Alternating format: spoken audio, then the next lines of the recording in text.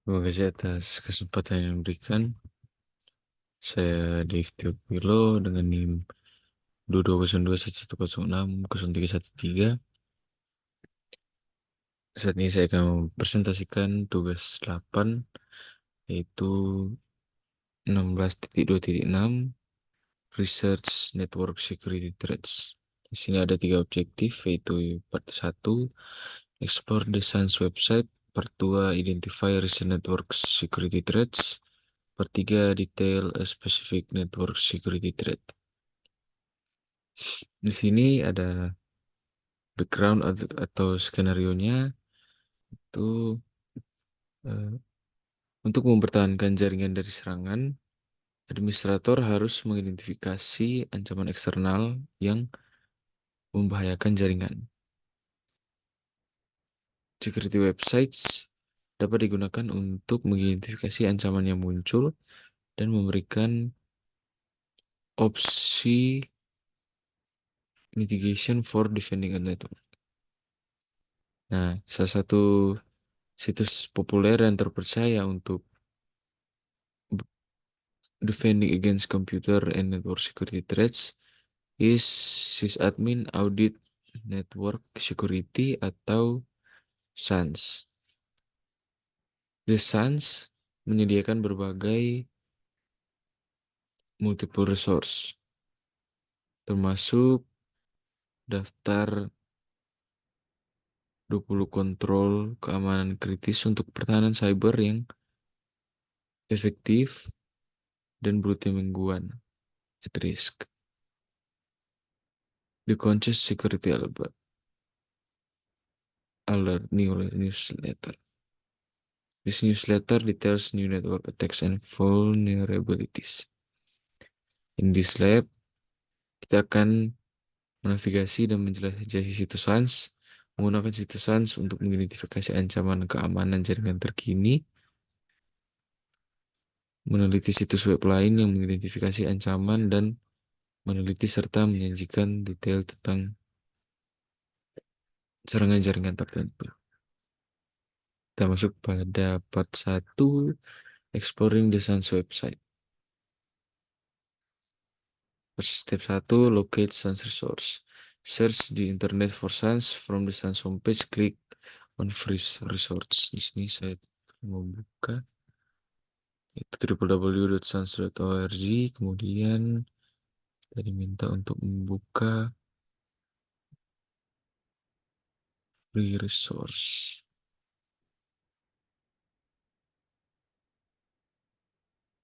Oke. Kemudian list 3 available resource.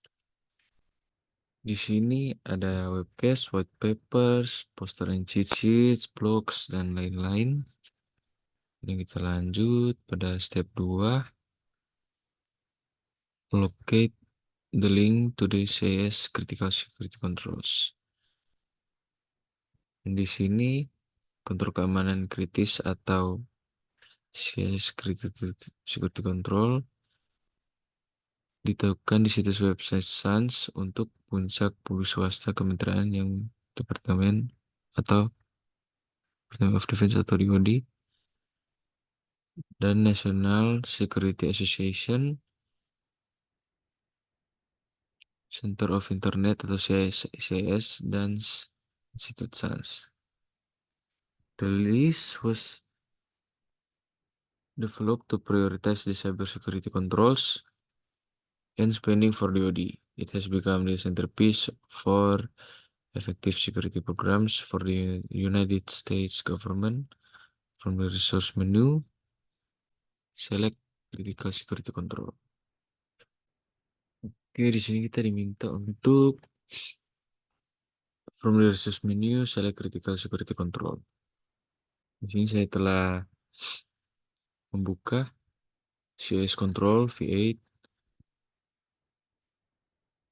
What are CIS control? The center of CIS launch versus Office control at RC conference. CIS control, formerly known as critical security control, are recommended a set of prioritized cyber defense best practice. Kemudian di sini kita diminta untuk select one of the controls and list implementation suggestion for this control. Di sini eh, saya memilih yang access control management. Nah, access control management atau ACM adalah praktik keamanan yang berfokus pada pengendalian dan pemantauan akses ke data, sumber daya, dan sistem dalam suatu organisasi. ACM bertujuan untuk memastikan bahwa hanya individu yang memiliki kewenangan yang secara eksplisit diizinkan untuk mengakses informasi tertentu atau melakukan tugas tertentu. Dengan menerapkan sistem manajemen akses yang efektif, organisasi dapat mengurangi risiko akses tidak sah dan kebocoran data. Secara keseluruhan, ACM adalah bagian penting dari menjaga keamanan data dan sumber daya organisasi. Oke, kita lanjut pada step 3, locate the newsletter menu. Highlight the resource menu, select newsletter. Briefly describe each of the 3 newsletter available.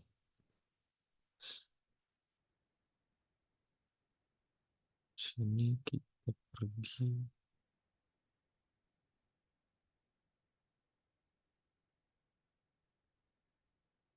Hmm, Newsletter.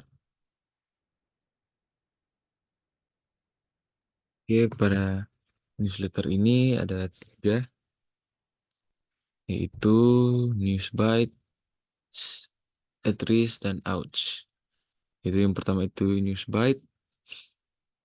Newsbite adalah ringkasan eksekutif setengah mingguan beranotasi dari tenggat waktu berita keamanan cyber terbaru dan penting.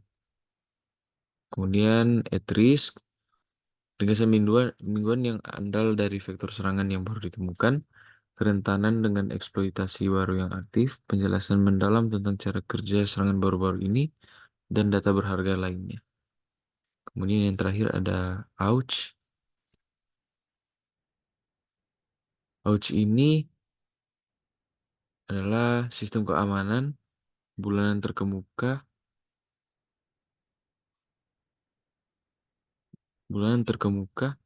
di dunia yang dirancang untuk pengguna komputer umum, diterjemahkan dalam lebih dari 20 bahasa dan gratis untuk komunitas. Kemudian kita lanjut di part 2, identify recent network security threats. Step 1, locate the at-risk consensus security alert newsletter archive. From the newsletter page, select archive for at-risk. Kita buka at-risk.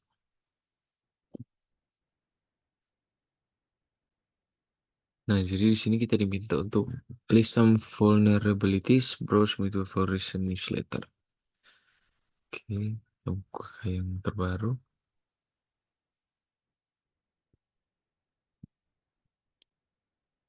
Kita buka recent CVEs. Nah, di sini ada banyak masalah-masalah atau isu yang ada.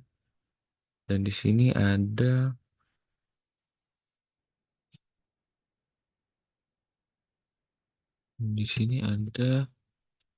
notable recent security issues. Nah, di sini semakin tinggi CV skornya, maka semakin kritikal. Nah, jika untuk skala perhitungan ada 1 sampai 10 dan ini 0, di sini ada 8,6, jadi sudah sangat kritikal. Di sini juga 8,8. Di sini ada skor 0. Di sini ada 9,8 dan 9,1. Dan ada masih banyak beberapa isu-isu yang ada. Nah, kita lanjut pada step 2, identify and search providing recent security threat information. Besides design site, identify some other website that provide recent security threat information. List some of recent security threats detail on this website. Dan di sini saya telah menambahkan website itu https www.crunchbase.com, dan di sini saya telah membuka. Kemudian list some of recent security threats detail on this website. Nah, di sini ada beberapa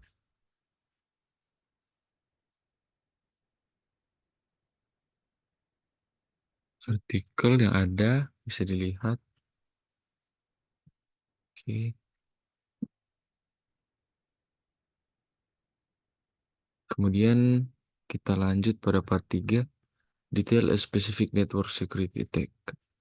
In part 3, you will research a specific network attack that has occurred and create a percentage base on your finding. Complete the form below based on your findings. Di sini telah saya masukkan, yaitu name of attack-nya itu code red, type of attack itu worm, dates of attacks 15 Juli 2001, computer organization affected, infected over 359.000 komputer. Nah, ini bagaimana kerjanya dan apa yang dibuat, yaitu code red itu menyerang komputer yang menjalankan Microsoft Internet Information Server versi 4.0 atau 5.0 yang belum ditambal. Ia mengeksploitasi kelemahan spesifik yang disebut kerentanan buffer overflow. Worm ini mengirimkan permintaan yang dibuat khusus ke server yang rentan. Permintaan ini akan melimpahi buffer dalam perangkat lunak server, memungkinkan worm untuk menyuntikkan kode jahatnya. Kemudian yang dibuatnya itu thread menyebar dengan cepat karena banyaknya server yang tidak ditambal. Diperkirakan worm ini menginfeksi ratusan ribu mesin secara global. Kemudian ada gangguan yang disebabkan oleh serangan tersebut mengakibatkan kerugian ekonomi yang diperkirakan mencapai miliaran dolar. Oke. Kemudian di sini ada mitigation options. Menginstal patch keamanan yang dirilis oleh Microsoft untuk mengatasi kerentanan yang dieksploitasi oleh code red. Patch ini akan mencegah worm menginfeksi server yang belum ditambal. Oke, di sini ada referensi dan linknya. Di sini ada reflections question, yaitu yang pertama, what steps can you take to protect your own computer? Di sini saya telah menyediakan 6 step to secure your computer. Pertama itu install antivirus software and keep it update daily. Yang kedua, apply software updates regularly. Yang ketiga, use strong password and change your password regularly. Lock down unnecessary network accessible files or software. Yang kelima, remove unknown or suspicious email. Yang keenam, backup your files periodically. Kemudian pertanyaan yang kedua, what are some important steps that organizations can take to protect their resource?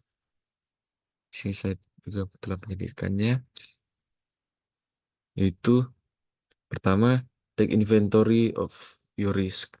Yang kedua, control user access.